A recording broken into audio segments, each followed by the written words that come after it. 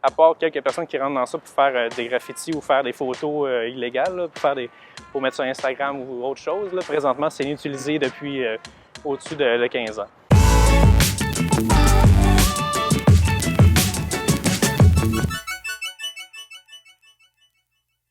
Bonjour, mon nom est Jean-François et mon idée pour Montréal, c'est de transformer les silos numéro 5 en centre aquatique de plongée et d'aquarium.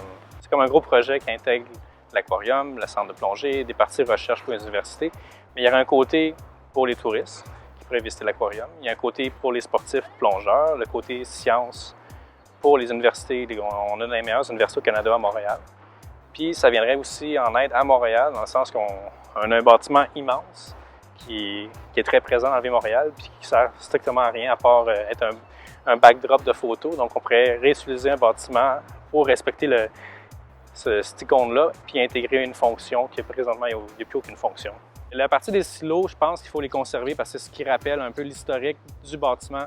L'historique que Montréal a déjà été une ville industrielle, une ville que le grain, tout ça, on était la capitale mondiale. Donc il faudrait quand même garder un rappel de qu'est-ce qu'étaient les silos numéro 5. Donc respecter l'architecture tout en rajoutant justement la transparence du verre pour ne pas venir un peu cacher, parce que c'est un beau bâtiment à la base, là, on s'entend, c'est le Montréal industriel des années 1900-1920. Donc, dans les années qui s'en viennent, ils ont investi beaucoup d'argent. Il va y avoir la nouvelle jetée pour les bateaux de croisière qui va arriver. Il y a beaucoup d'argent qui a été investi par la ville, par le projet du maire de la ville pour essayer de revitaliser. Puis on le voit, c'est beaucoup mieux que c'était même il y a 5 ans. Donc on voit que le vieux Montréal devient de plus en plus ce qu'il devrait être. D'un, il faut conserver, on voit, c'est les silos à grains, il y en a plusieurs.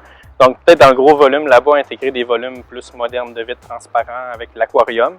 Puis même, il pourrait y avoir certains bassins d'aquarium dans ces silos-là que les visiteurs pourraient passer à travers parce qu'on s'entend qu'il y a beaucoup d'aquariums, que c'est déjà des formes ovales ou rondes, donc ça pourrait servir à ça. Puis en même temps, pour la partie plongée, mais on le voit, ça pourrait être directement dans certains des silos utilisés pour des plongées. C'est déjà fait en Belgique, ils ont un centre de plongée qui s'appelle Nemo 33, là, qui est le plus profond au monde.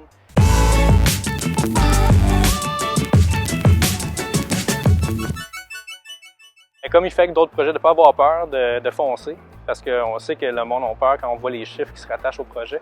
Mais moi, je pense que c'est une construction que les Montréalais pourraient facilement aimer, pourraient facilement utiliser, puis que la facture serait rentable facilement, parce que si on parle de millions de visiteurs qui viennent visiter, les retombées économiques, tout ça, la question ne se pose même pas comment le projet pourrait être rentable pour la ville. Tout ça.